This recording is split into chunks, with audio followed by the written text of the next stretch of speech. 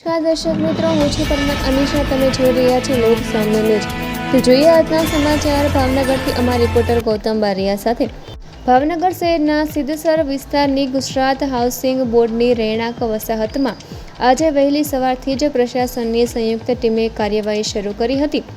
પોલીસના ચુસ્ત બંદોબસ્ત વચ્ચે અધિકારીઓએ ગેરકાયદેસર કબજા અને હેતુફેર કરીને રહેણાંક તરીકે ઉપયોગમાં લેવાતા મકાનોનું નિરીક્ષણ કર્યું.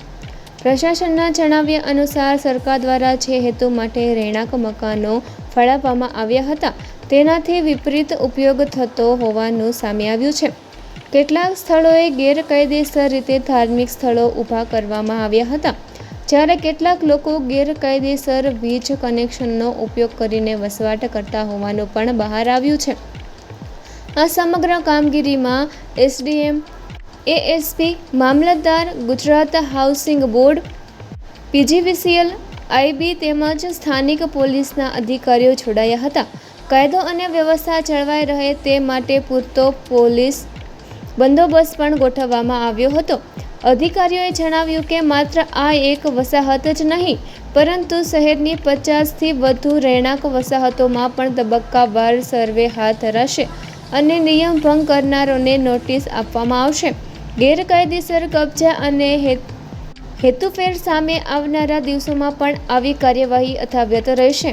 પ્રશાસનની આ કાર્યવાહી બાદ ગેરકાયદેસર રીતે સરકારી મિલકતનો ઉપયોગ કરનારાઓમાં ચિંતાનો માહોલ જોવા મળી રહ્યો છે. હવે જોવું રહ્યું કે આગામી દિવસોમાં શહેરની અન્ય રહેણાંક વસાહતોમાં આ કાર્યવાહી કેટલી અસરકારક સાબિત થાય છે. સર, ભાવનગરના જે સિદ્ધસર વિસ્તાર છે કે જ્યાં 25 વાગે આવ્યા છે ત્યાં પોલીસ દ્વારા સઘન ચેકિંગ હાથ ધરવામાં આવ્યું કે ચિત્રપટ સાથે સામેલ થયું. આખો મામલો શું છે, કઈ રીતે કાર્યવાહી પૂર્ણ થઈ છે?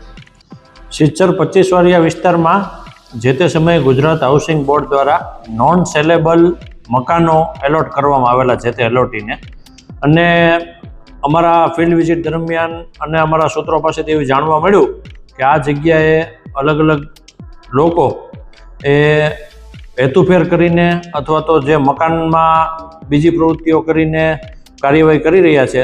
એટલે આજે એક combined cordon and search operation વિવિધ ડિપાર્ટમેન્ટ, પીજીવીસીએલ, પોલીસ ડિપાર્ટમેન્ટ, આરોગ્ય વિભાગ, ગુજરાત હાઉસિંગ બોર્ડ અને વહીવટીતંત્રની ટીમ દ્વારા એક કોર્ડન એન્ડ સર્ચ ઓપરેશનનું આયોજન કરવામાં આવેલું હતું.